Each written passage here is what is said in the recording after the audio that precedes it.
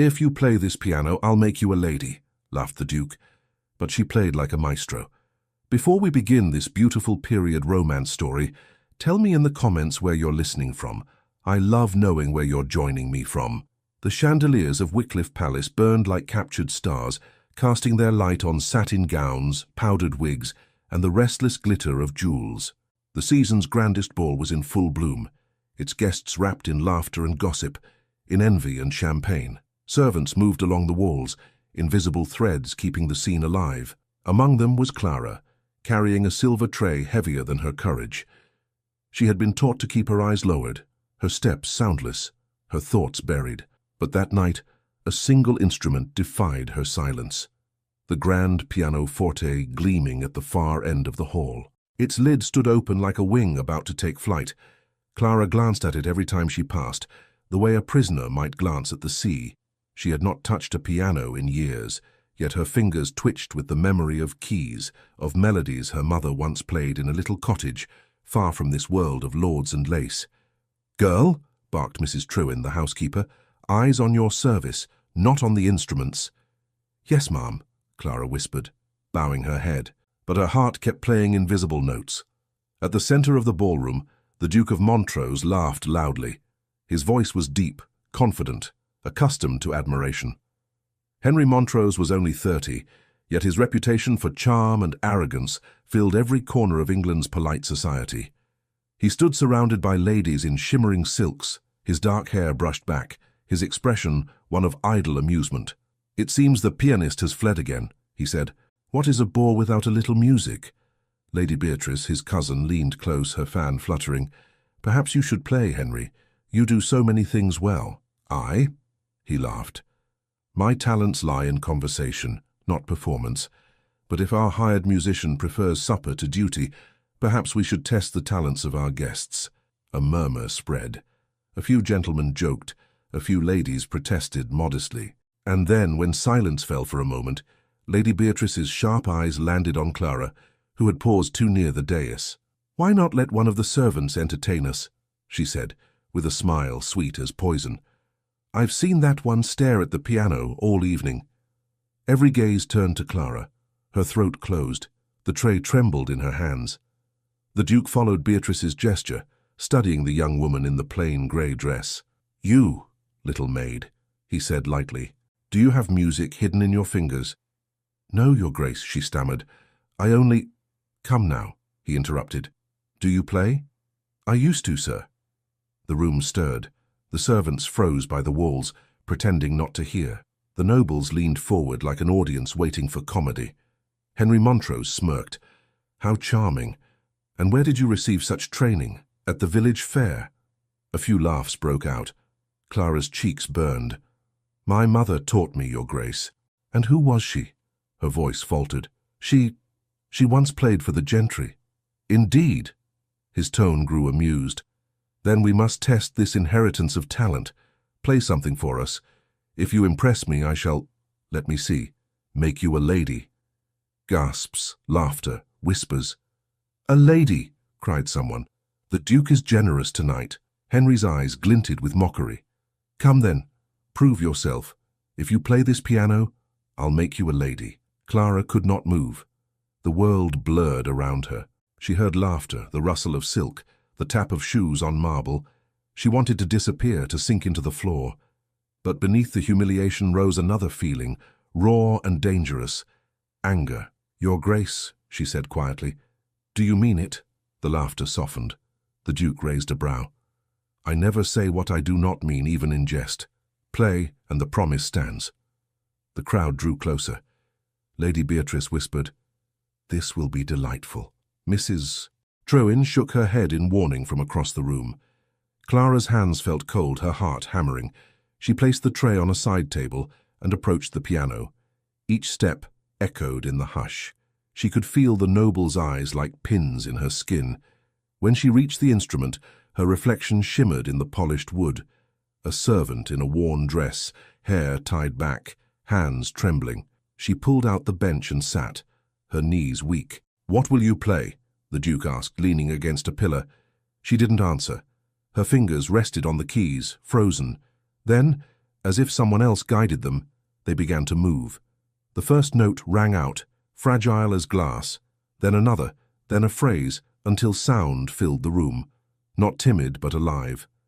The melody rose like sunlight after storm, simple yet aching with memory. She played what her mother had once played for her, the lullaby of a life long lost. Conversations died. The servants stopped in their tracks. The ladies lowered their fans. Even the Duke's smirk faded. The music deepened, shifting from sweetness to sorrow. Every note told a story, of love betrayed, of dreams crushed, of dignity reclaimed through art. Her back straightened, her eyes half closed, her whole being inside the song. The Duke's mind reeled. This could not be. A maid. The power of it was beyond training. It was born of something older, purer. He watched her face, pale yet burning with grace. When the piece ended, silence fell so heavy it hurt. Then applause burst forth, scattered and astonished. "Remarkable," murmured Lady Crawford. "Where did she learn?" The Duke did not join the clapping. He stood motionless, studying the young woman who had just destroyed his jest. Clara rose slowly. She clasped her hands to hide their trembling. "Your Grace," she said softly, "I hope I have not offended you." Henry found his voice. "Offended me? No, you have unsettled me." That drew a few nervous chuckles, but he ignored them. He took a step closer. "What is your name?" "Clara, sir." "Clara," he repeated as if testing it. "And how long have you served at Wycliffe?" 3 years, Your Grace." He looked at her for a long moment, as if weighing an invisible truth. Then he said lightly, "Then I suppose I owe you a title. Though I fear Lady Clara may sound strange to society's ears." The guests laughed again, though softer this time, uncertain. Clara curtsied. "I do not seek titles, Your Grace. Only forgiveness, if I have broken decorum." He hesitated. "Forgiveness is not required when one gives such a gift." Lady Beatrice's fan snapped shut. "Truly, cousin, you cannot mean to indulge her. What would people say if you honored a servant for her music?" "They might say," Henry replied slowly, "that I recognize talent when I hear it." He turned to Clara. "So you will play again tomorrow? I would hear more." Her eyes widened. "Your Grace, that is all," he said, dismissing her gently but firmly. "You may go." She curtsied and turned away, her heart racing. As she left the room, whispers followed her like a trail. When the crowd began to disperse, Lady Beatrice approached her cousin. "You've made quite the spectacle. Do you realize what gossip you've invited?" Henry poured himself a glass of wine. "Let them gossip. It will keep them occupied. She's a servant.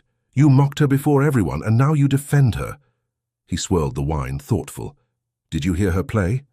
"That's hardly the point." "It is exactly the point." Beatrice's voice sharpened. "You're behaving foolishly." "Perhaps, but I would rather be a fool than deaf to something that pure." He left her fuming and crossed to the empty piano.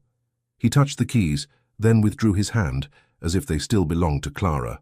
The melody lingered in his mind, haunting, familiar. Later, when the hall was deserted, Clara returned to collect the trays. The lights had dimmed, the air heavy with the scent of roses and wax.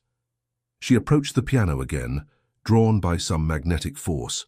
She pressed one key softly, listening to its lonely echo. "Back for an encore?" came a voice behind her. She spun around. The Duke stood in the doorway, his coat unbuttoned, his expression unreadable. I only came to clear the tables, Your Grace." He nodded slowly. "Of course, yet you seem unable to stay away from the piano." Her hands twisted in her apron. "It was foolish of me earlier. I beg you to forget it." "I find it difficult to forget," he said quietly. "Tell me, how did you learn to play like that?" "My mother taught me." "And who was she?" Clara hesitated. "Her name was Elena Harcourt." The Duke frowned. "That name is familiar. She once played for noble houses many years ago." "Ah, yes, I remember hearing of her." He paused, a flicker of unease crossing his face. "She was dismissed from society, was she not? For some indiscretion." Clara's hands clenched. "She loved someone she should not have loved, and she paid dearly for it." He studied her, his tone softer. "And you? Have you inherited her courage or her folly?" "I have inherited her music," she said simply. He smiled faintly. "Then you must play again. But next time, Not as a servant. As my guest. Clara shook her head. That cannot be. People would talk. Let them, he replied. I have been the subject of talk all my life. It loses its sting after a while. She looked up, surprised by the weariness in his voice. For the first time she saw not the proud Duke, but a man carrying a shadow. He turned to leave, then paused. Tomorrow, after luncheon. The music room. Don't be late. When he was gone, Clara sank onto the bench, her pulse racing. What had she done? What had he seen in her music that he had not seen in the daughters of dukes and earls? The next morning came too quickly. Gossip spread through the household like fire. The maids whispered that the Duke had lost his senses, that the little servant would soon be dismissed or worse. Mrs. Trewin scolded her for bringing attention to herself. Men like him don't notice girls like you unless they wish to ruin them, the housekeeper warned. I'll keep to my duty, Clara murmured, though her hands trembled as she tied her apron. At noon, a footman appeared. His Grace requests Miss Clara's presence in the music room.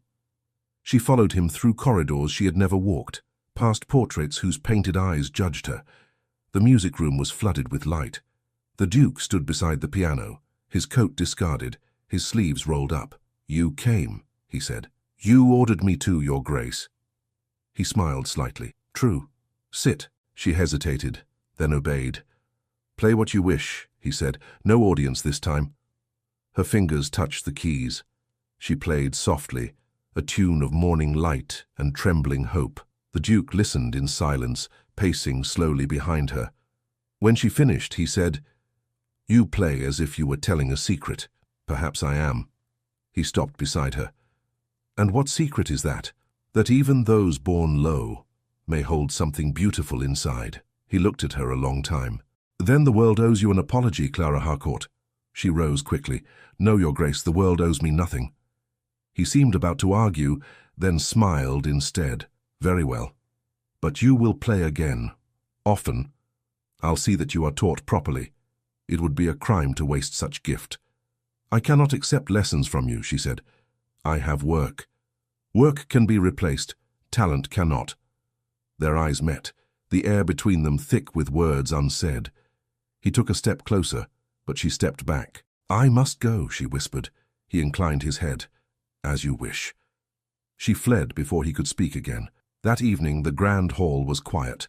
The laughter and music of the previous night felt like a distant dream. Clara paused by the staircase, hearing her name murmured behind a half-closed door. She looks just like her, said a woman's voice. Clara turned. At the far end of the corridor stood the Dowager Duchess, the Duke's mother, pale and elegant, her hand clutching a letter. Her eyes were fixed on Clara with disbelief, almost fear. That music, the Duchess whispered, stepping forward. I have heard it before. The morning after the ball dawned grey and restless. The air of Wycliffe carried whispers instead of music. Servants exchanged glances in corridors. Ladies at breakfast murmured behind their cups, and even the Duke's valet walked more carefully than usual. Overnight, Clara had become the household's most dangerous topic. She's the one, said a scullery maid polishing silver. The little servant who played like an angel. Like an angel, another sneered. More like a witch. The Duke hasn't been the same since. By midday, the gossip had spread beyond the walls. Guests who had attended the ball carried the story into London, how the proud Duke of Montrose had been humbled by his own maid. Clara tried to work as if nothing had changed, though every whisper seemed to follow her. She kept to the servants' wing, sweeping and dusting until her hands ached. But she could not erase the sound of the applause or the Duke's strange gaze, half astonishment, half something she did not dare name. When Mrs. Trewin came storming into the hall, her keys rattling at her waist, Clara braced herself. Girl, the housekeeper said sharply, His Grace wishes to see you in the music room. Clara's broom froze in her hands. Now? Now. And mind you, curtsy properly. The household's already in enough uproar without you adding to it. Clara followed the order, her stomach tight. The corridors were silent, but for the echo of her steps. When she entered the music room, the Duke stood by the window, the morning light tracing the line of his shoulders. You sent for me, Your Grace? She asked quietly. He turned, expression unreadable. I did. Sit, Clara. She obeyed, though her hands twisted in her lap. Your performance last night has created quite the sensation, he said. Half of London is speaking your name. She looked down. Then I must have brought you embarrassment, sir. On the contrary, you brought me intrigue. I would prefer to bring you neither. A faint smile crossed his face. You're proud. I'm only trying to survive. That is pride enough in this house. He paced a moment before continuing. I mean to keep my promise. You shall receive instruction and appear again before society. If you play as you did last night, even the most jaded will listen. She stood at once. I cannot. I am a servant. Not any more, he said firmly. You are under my patronage now. Clara's pulse quickened. What would people say? He shrugged. They already say too much. Their eyes met, and for a heartbeat, neither spoke. Then he said more softly, Do you understand what you did, Clara? You silenced a room of nobles who have never been silent in their lives. That is no small feat. She shook her head. It was nothing but a memory.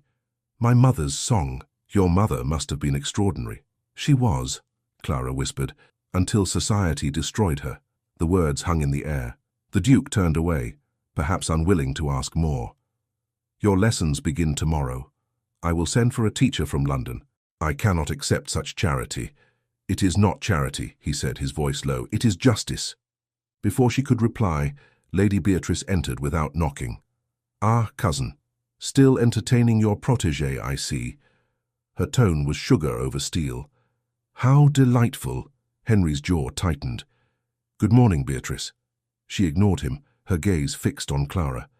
So this is the little miracle. Tell me, girl, how does it feel to rise from dust to glory overnight? Clara curtsied. It feels strange, my lady, and undeserved. How modest and how dangerous! Beatrice's smile did not reach her eyes. You have stirred the city, you know. They say the Duke is bewitched. Enough, Henry said sharply. Beatrice laughed softly. I mean no offense, but you know how fragile reputation is, cousin. A whisper can destroy a name as easily as it builds one. You might remember that before you parade your servant before the ton. Henry's tone turned cold. You may leave us. I'm sure the lady will find me again, Beatrice murmured, her eyes glinting as she left. Clara felt her throat tighten. Your Grace, she is right. I should go. I've caused trouble. He faced her, his voice gentler. You have caused curiosity. There's a difference. Ignore her. Play again. She hesitated, then moved to the piano. The melody that rose this time was softer, searching, filled with a fragile hope. When she finished, he said nothing. He only looked at her with an expression that made her heart unsteady. In the following days, the mansion changed. The Duke ordered that Clara be given lessons in deportment and diction, taught to move and speak as a lady might. The servants watched in disbelief. Some muttered that the Duke had lost his mind. Others whispered envy. Clara endured it in silence, though every day brought new humiliation. Lady Beatrice made certain of that. You hold your fork like a plough, she would say during lessons. Try again. Or, you walk as if the floor were yours. A true lady glides, she does not march. Clara obeyed, swallowing her pride. At night, she practiced alone, repeating every gesture until her body ached. When the house slept, she would slip into the music room to play in the dark. One night, she was not alone. Still at it? Came the Duke's voice from the doorway. She turned, startled. Forgive me, Your Grace. I did not wish to wake anyone. You woke me with that melody. He stepped closer. It was one of your mother's again. Yes, she must have been remarkable. Clara hesitated. She was remarkable enough to be envied, and envied enough to be ruined. Henry looked down at the piano keys. By whom? By people who thought she forgot her place. He said quietly, That is a dangerous accusation. It is truth, Clara answered, meeting his eyes. And truth is rarely safe. He gave a small, almost sad smile. You're brave to speak so. Perhaps I am foolish. He studied her for a moment longer. Do you know, Clara, you've managed to make this house feel alive again. I have only played. Sometimes that is enough. Their silence deepened until the sound of the clock broke it. Then he said, Good night, Clara. When he left, she could still feel his presence in the air, as if the melody had tied them together. But not everyone shared his admiration. The next morning, Lady Beatrice cornered Clara in the corridor. "You must enjoy this attention," she said. "Do you think yourself special because Henry looks at you?" Clara tried to pass. "Please, my lady, I have work." Beatrice caught her wrist. "Be careful, little songbird. He may raise you high for amusement, but when he grows tired, you will fall farther than you imagine." Clara pulled free and fled down the hall. That afternoon, she was summoned again, this time to the library. The Duke waited with an open letter in his hand. "I have invited several guests for supper tomorrow," he said. "I would like you to perform again." Her pulse jumped. "Before them?" "Yes. It will secure your place. If society accepts you once, they will not dare mock you again." She hesitated. "And if they don't, then they will answer to me." The supper that followed was tense and glittering. The guests included the Duchess Dowager, silent and watchful, Lady Beatrice, whose smile was sharp, and several lords whose curiosity bordered on condescension.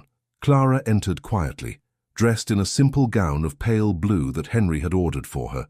She sat at the piano, aware of every eye. When her fingers began to move, the music rose pure and steady. Yet halfway through she faltered, because she saw Lady Beatrice across the room, whispering to one of the guests and passing him a folded note. The man smirked. When the performance ended, applause followed, but it was cool. Someone said loudly, "Extraordinary for a servant." Clara's face burned. She curtsied and withdrew, her heart pounding. In the corridor, she leaned against the wall, fighting tears. Behind her, footsteps approached. It was Lady Beatrice again, satisfaction glowing in her eyes. "My dear, you should know better than to believe a Montrose promise. Men like my cousin play with people as they play cards." Clara's voice trembled. "You are mistaken." "Am I?" Beatrice drew a paper from her sleeve. "This is a copy of a letter I found among my uncle's things. It mentions a pianist named Eleanor Harcourt. That name should sound familiar." Clara's blood ran cold. "What of it?" "It says she was dismissed from society for attempting to elope with a married nobleman, Lord Montrose, the Duke's father." Clara stared at her. "You lie." Beatrice smiled. "Do I? The evidence is quite convincing. Your mother was his mistress. That makes you—" She leaned close. "A scandal by birth."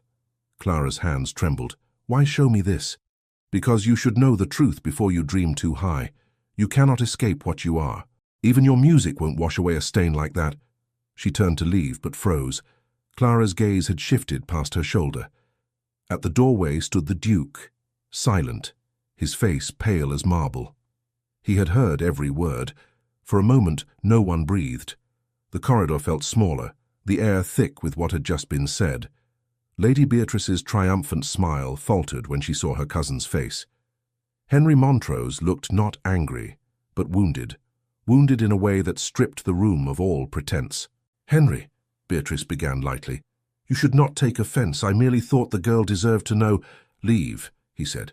His voice was calm, but the calm was terrible. "Cousin, leave."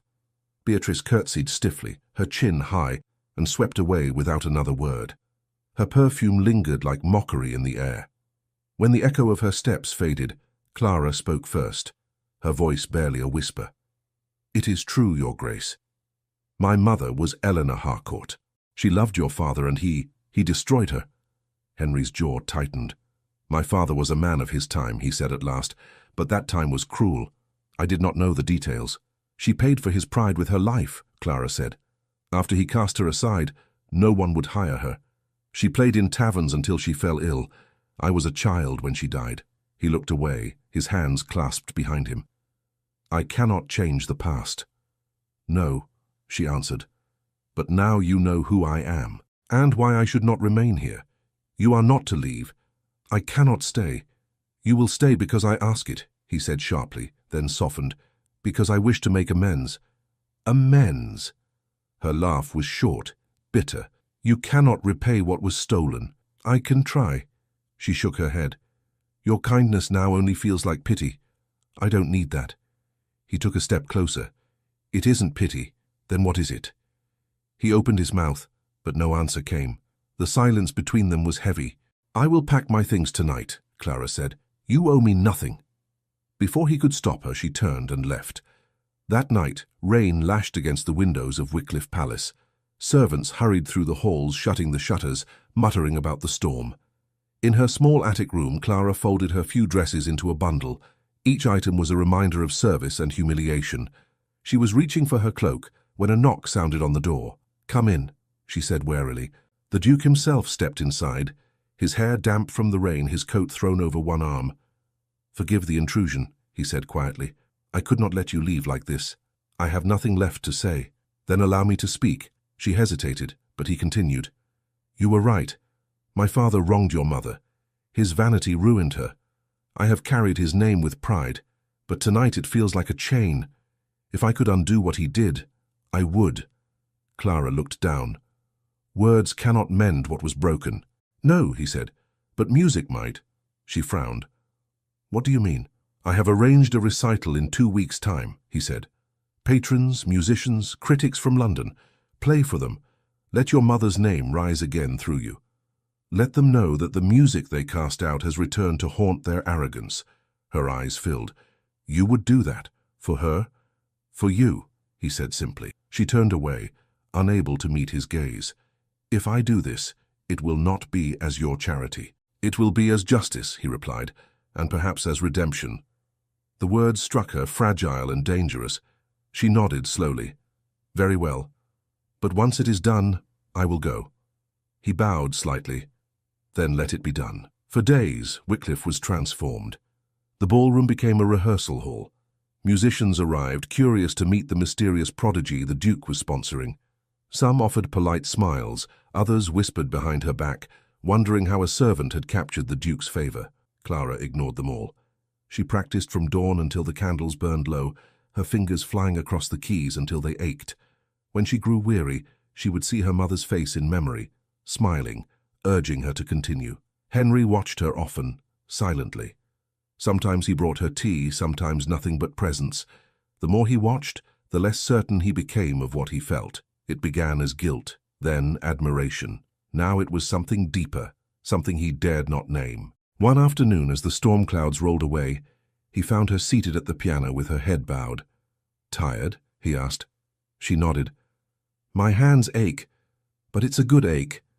He smiled faintly. "You play as if your soul were on fire. Perhaps it is.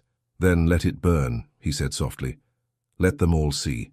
She looked up, startled by the intensity in his tone. "You sound as though you expect a battle. In a way, it is one. You against the ghosts of my father's world. And if I lose?" He reached for her hand but stopped himself just before touching it. "You won't." The night of the rehearsal, the musicians gathered in the grand hall. Henry stood at the edge of the room, arms folded, watching her. Clara played as if the music were the only truth left in the world. When she finished, the violinist, a grey-haired man with sharp eyes, approached her. "Miss Harcourt," he said, "forgive my boldness, but your phrasing, I've heard it before." "My mother taught me," she replied. "Ah, then you are Elena Harcourt's daughter." His tone softened. "She played once for my ensemble. A remarkable woman. It was a tragedy what happened." Henry listened, his expression unreadable. Clara thanked the man quietly, though her throat was tight. Later, as the musicians departed, Henry spoke. "Do you see now? You are not forgotten." She shook her head. "Not I. She. And that is enough." That night, thunder rolled again in the distance. Clara sat at the piano long after everyone slept, playing softly to the dark. She did not hear the door open. "You'll wear yourself to exhaustion," Henry said. She turned, startled. "I didn't think anyone was awake." "I couldn't sleep." "Nor could I." He stepped closer, watching her hands move over the keys. "You play like someone saying goodbye." "Perhaps I am." He frowned. "Don't speak of leaving yet. I must. Once the recital is over, I will have done what I came to do." He looked at her for a long time, then said quietly, "You think I wish to keep you here out of guilt. You are wrong. Then why?" "Because since you came, this house no longer feels like a tomb." She stared at him, heart thudding. "Your Grace." "Henry," he said, "when we are alone, call me Henry." Her breath caught. "That would be improper." "Then let it be improper." Before she could answer, a flash of lightning filled the room. Rain began to drum on the glass. She turned back to the keys, playing to drown the storm, but her hands shook. He moved behind her, not touching, only near. His voice was low. "Tell me something. When you play, what do you think of?" "My mother, and of everything I have lost." "Do you ever think of what you could gain?" "I have learned not to." "Then let me teach you otherwise," he whispered. She rose abruptly, the spell broken. "Please, do not speak so. You are my master." "I was," he said. "Perhaps I no longer wish to be." Before she could respond, thunder cracked overhead. A servant burst through the door, breathless. "Your Grace, a messenger from London, urgent. The royal patron himself requests the presence of the maid pianist at the winter ball next month." Clara froze. "The royal patron?" The servant nodded, handing over the letter. Henry broke the seal and scanned it. His expression shifted from surprise to awe. "They want you to perform before the crown." Clara shook her head. "It must be a mistake." "No mistake." He handed her the letter. "It's addressed to you by name, Miss Clara Harcourt." Her eyes widened. "How could they know of me?" "Word spreads quickly when greatness appears," he said. "This is your chance to reclaim everything." She stared at the letter, trembling. "I cannot. I am not ready for such eyes." "You are ready," he said firmly. "And I will be there with you." "I don't belong in that world." He stepped closer, his voice gentle. "You belonged there before any of them knew your name. Your mother's blood runs in your veins. You will walk into that ballroom, play your heart, and make them remember what they destroyed." Tears filled her eyes. "You make it sound so easy." "It won't be. But I will make certain you are protected." She looked at him then, and the storm outside seemed to fade. "Why do you care so much?" "Because," he said slowly, "I see in you everything I once wished to be. Courage, truth, freedom." The firelight flickered between them. For a heartbeat neither moved. Then she turned away. "I will play," she said softly. "For my mother." He nodded. "And I will stand beside you." The rain battered the windows harder. She lifted her chin. "Then so be it." Henry's voice was low. "It was never a wager, Clara. It was destiny." Before she could reply, the servant returned, breathless again. "Forgive me, Your Grace. There is more. The royal ball is to be held at Wycliffe itself, under your patronage." Clara went pale, clutching the edge of the piano as the storm thundered over the house. The weeks that followed passed like a dream, half golden, half unbearable. The Duke's estate filled once more with tailors, florists, musicians, and servants preparing for the winter ball. For most, it was an honor. For Clara, it was a trial. Every corridor whispered her name. Every maid who curtsied seemed to hide a smirk. Yet every time she doubted herself, she remembered her mother's music and the promise she had made, to play not for revenge, but for grace. Henry Montrose carried himself differently now. The arrogance that once marked his every gesture had softened into quiet purpose. He oversaw the preparations himself, often standing beside Clara as she rehearsed. He said little, but when he did, his words steadied her. "Do not think of them," he told her one afternoon as she stumbled through a passage. "Think only of what the music demands." "I am trying," she said, "but when I imagine the faces that will be watching," he smiled faintly. "They have never frightened me. Don't let them frighten you." She looked up at him, her voice low. "They are your peers, Your Grace. I am the intruder." He paused, then said softly, "Then perhaps I am an intruder too, for I no longer recognize their world." The rehearsals grew longer. Lady Beatrice remained polite, but her silence hid resentment. The Dowager Duchess, frail but observant, attended one session and said only, "Play with forgiveness, child, not pride. Pride built this house. Forgiveness will keep it standing." The night before the ball, snow began to fall, soft, relentless, silent. Wycliffe shimmered under candlelight as guests arrived from London, filling the rooms with laughter and expectation. Clara, in her chamber, sat before the mirror while the maid pinned her hair. Her gown was pale ivory, simple compared to the silks of noble ladies, yet when she stood, she looked every inch the woman her mother had once been. When the maid left, she whispered to her reflection, "For you, mother." A knock came. She turned to find Henry in the doorway. He had not yet dressed for the evening. His coat was unbuttoned, his hair disheveled. "You should not be here," she said. "I know," he replied, "but I needed to see if you were ready. Ready or not, the hour comes." He stepped closer. "If I could take the weight from your shoulders, I would." She shook her head. "You already have. You gave me this chance." He looked at her for a long moment. "When you walk into that hall, remember, no one there has power over you anymore. You are not my servant, nor their amusement. You are music itself." Her heart stirred. "You speak as if you know the language of courage." "I'm learning it," he said. "You are my teacher." She lowered her gaze. "You should go, Henry. They'll be looking for you." He hesitated, then bowed slightly. "Until tonight, Clara." When he was gone, she let herself breathe. The music of the ball reached her long before she entered. The orchestra played lively waltzes, laughter echoed, crystal clinked. But as the hour neared, the hum began to fade into anticipation. The Duke appeared at her side again, now dressed in black and silver, every line of his face composed, but unreadable. "Are you ready?" he asked quietly. "Yes." "Then take my arm." She hesitated. "People will talk." "Let them. It will save them the trouble later." She placed her hand on his arm, and together they entered the ballroom. A hush swept over the guests. The chandeliers glittered above, their light spilling over the crowd. Ladies in crimson, lords in dark coats, jewels and feathers gleaming. But all eyes followed the Duke and the woman at his side. Henry led her to the piano and stopped. "Miss Harcourt," he said loudly enough for all to hear, "the stage is yours." Clara curtsied. "Thank you, Your Grace." Then she sat. The room seemed to hold its breath. Her fingers hovered above the keys for one heartbeat, then two. And then she began. The first notes were quiet as snowfall, delicate as a whisper. Slowly they unfolded into a melody no one recognized, yet every listener felt as if they had known it all their lives. It was her mother's song, once forbidden, now reborn. Lady Beatrice's fan fell from her hand. The Dowager Duchess closed her eyes. Even the footmen at the doors forgot their duty.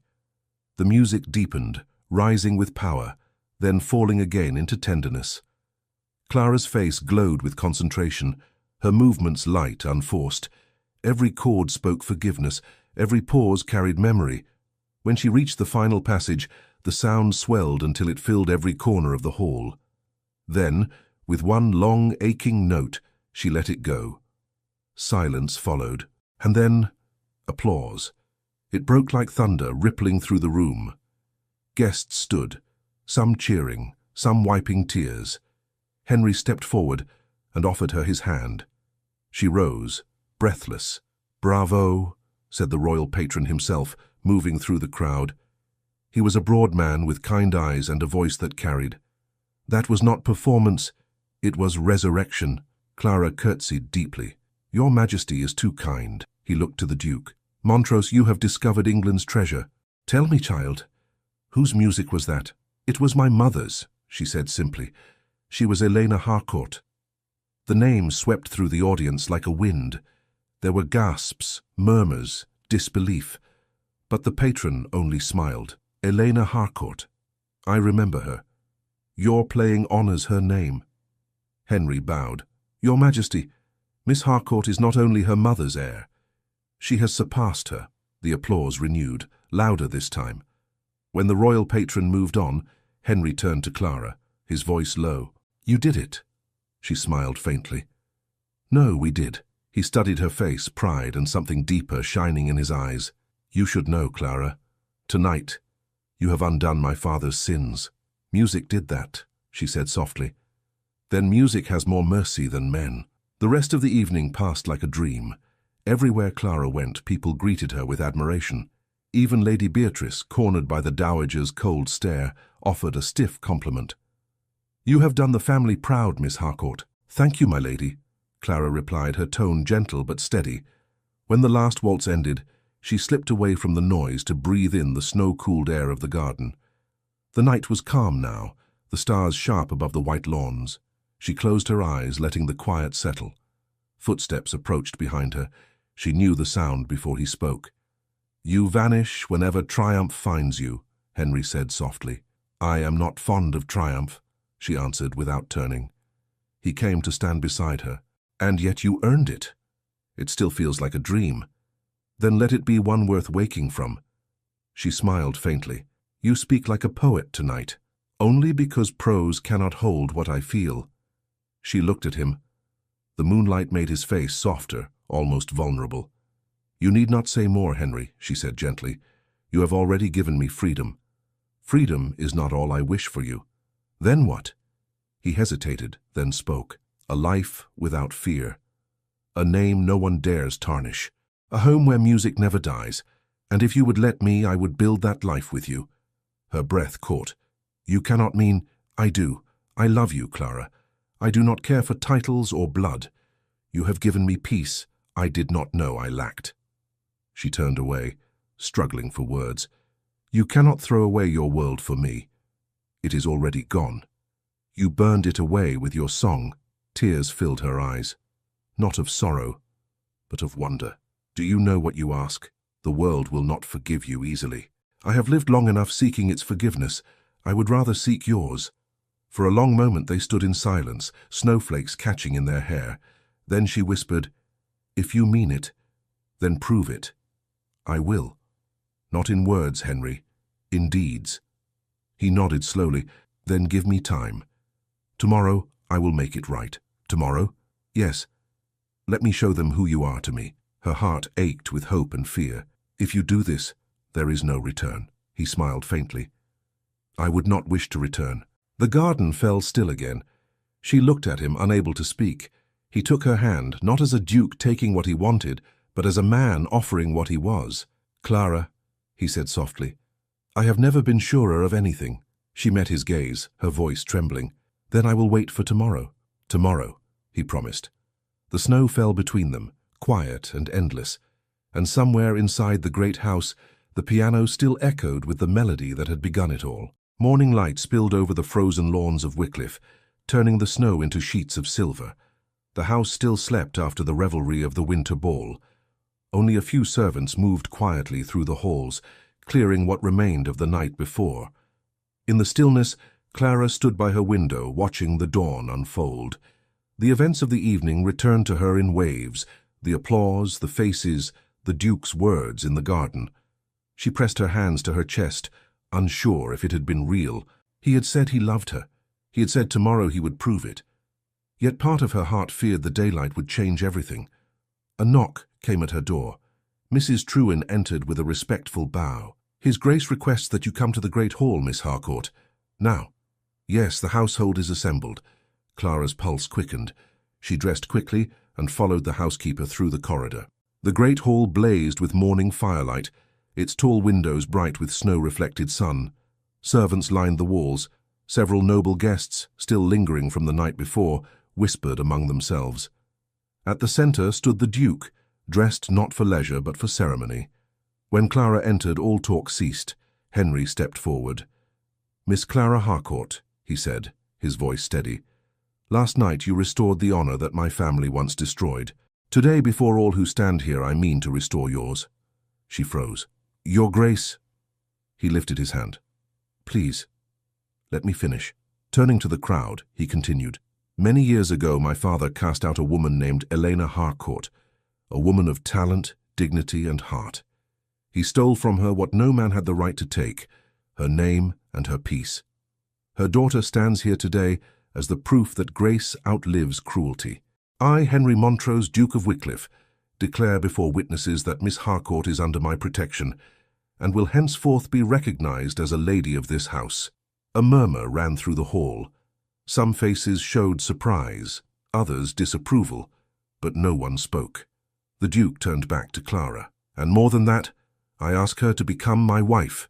The words fell like a bell. For a moment, she could only stare. You... what? He smiled faintly. Marry me, Clara. Not for gratitude, not for redemption. For love. The room seemed to vanish, leaving only the sound of her heartbeat. She felt every gaze upon her, yet none of it mattered. Henry, she whispered, you cannot do this, before them all. I must. Let there be no shadow between us. She took a step toward him, her voice trembling. Do you know what it will cost you? Your peers will turn away, they will call you mad. They already have. he said lightly, "but I have never felt more sane." She stared at him, tears rising. "You would give up your world for me?" "I would give up the world itself if it meant hearing you play each morning." A hush fell so deep it felt sacred. Then slowly, Clara smiled through her tears. "Then yes, Henry. Yes, I will marry you." The hall broke into a low rumble of astonishment. Some servants wept openly. Mrs. Trewin clasped her hands to her mouth. Lady Beatrice, pale and tight-lipped, turned away but said nothing. The Duke reached for Clara's hand and kissed it, his voice low enough only for her. "You have made me the happiest of men. And you," she whispered, "have made me free." That same day, a messenger rode to London to deliver the announcement. By week's end, all of society buzzed with disbelief, yet the royal patron himself sent his blessing, declaring it a union of music and nobility, rare and fine. With that, gossip softened into reluctant admiration. Preparations began at once. Henry insisted the ceremony be held not in London, but at Wycliffe in the same hall where she had first played. Clara protested, saying it was too grand. He only smiled. "It was the scene of my pride. Let it now be the scene of my redemption." The days passed in a blur of arrangements. Clara barely slept. Between fittings and correspondence, she still found moments to sit at the piano. Each time she played, Henry would stop whatever he was doing to listen. Once, when she asked why, he said simply, "It reminds me who I am when I forget." The morning of the wedding arrived with clear skies and sunlight dancing on snow. The church bells of the nearby village rang through the valley. Guests gathered, lords and ladies, musicians, villagers who had once known her mother. The Dowager Duchess sat in the front pew, her eyes shining with quiet pride. Even Lady Beatrice attended, her face pale but composed. When Clara entered the hall, the crowd rose. She wore no jewels, only a simple gown of white silk and a ribbon of pale blue at her wrist, the colour of her mother's old shawl. Henry stood at the altar, his eyes fixed on her as though nothing else existed. The ceremony was brief but tender. When the vows were spoken and the blessing given, Henry lifted her hand to his lips and applause filled the hall. Afterward, the ballroom came alive again with music, laughter and light. Clara sat at the piano, at first hesitating, then smiling as the crowd called for her to play. Henry nodded from across the room. She began with a soft prelude, the melody light as snow, then wove into it the song that had once silenced an entire ballroom, the song of her mother now reborn as joy. As she played, Henry came to stand beside her, one hand resting gently on her shoulder. When the final note faded, he whispered, "The world is listening, Clara. Let it," she said, smiling up at him. The guests toasted. The musicians took up their violins and laughter filled the air. Henry led her into a dance, slow and unhurried. Around them, the candles shimmered. The snow beyond the windows glittered like 1,000 tiny stars. "You have changed everything," she said softly. "Perhaps," he replied, "but you have given it meaning." She laughed through happy tears. "I cannot believe this is real." He brushed a stray curl from her cheek. "It is more than real. It is ours." The Dowager Duchess approached them later, leaning on her cane. "My son," she said, her voice thin but firm, "your father's name once brought shame. Today, you have turned it into something noble." "I thank you." Henry bowed his head. "No, mother." She did. The Duchess smiled at Clara. "Then I thank you, my dear." As the evening wore on, guests began to drift away. The music softened into gentle waltzes. Clara and Henry slipped out to the terrace overlooking the gardens. The night was crisp, the stars burning clear above. "It feels as though the world has grown quiet for us," she said. He took her hands. "Perhaps it has been waiting for this moment." She smiled. "What will we do now?" "Whatever you wish." "I wish to teach children to play," she said, "to open this house not just for nobility but for anyone who loves music." "Then that shall be our work." She looked at him, her voice low. "You truly mean it." "I mean every word." She leaned against him, her head on his shoulder. "Then I am home." He kissed her forehead. "Home," he echoed. The snow began to fall again, soft and slow. Inside, the piano still waited, the same one that had changed their fates. Later that night, Clara sat before it once more, her gown gathered around her. her husband beside her. "Play something for me," he said. "What shall I play?" "Something new," she smiled. "Then I must compose it as I go." "Perfect," he said. Her fingers touched the keys, weaving a melody bright and tender. Henry listened in silence, then said, "Do you know what I hear?" "What?" "Our story," she laughed quietly. "Then let it never end." "It never will," he said. The melody flowed, a song of promise, of beginnings rather than endings. In that moment, the Duke and the girl who had once been a servant were simply two souls bound by the same rhythm. Years later, Wycliffe would be known not as a palace of pride, but as a house of music. Children from villages and cities alike came to learn, their laughter echoing through the corridors once filled with silence. The piano remained at the heart of it all, polished by time and memory. But for now, in that first quiet night of their marriage, Clara lifted her hands from the keys and turned to Henry. He smiled, his eyes warm with love that asked for nothing more. "Henry," she said softly, "do you remember what you told me that night? That if I played the piano, you'd make me a lady?" He laughed gently. "I remember. And you kept your promise." "No," he said, drawing her close. "You made yourself one." She rested her head against his chest, hearing the steady rhythm of his heart, the truest music she had ever known. Outside, the snow fell without sound, and inside, the house breathed with peace. Her voice rose in a whisper meant only for him. Pride may divide us, but forgiveness makes us noble. Thank you so much for listening to this story all the way to the end. We hope it moved you as much as it moved us while telling it. We'd love to hear your thoughts. Leave us a comment telling us where you're listening from and what you liked the most. Rate this story from 0 to 10. What score would you give it?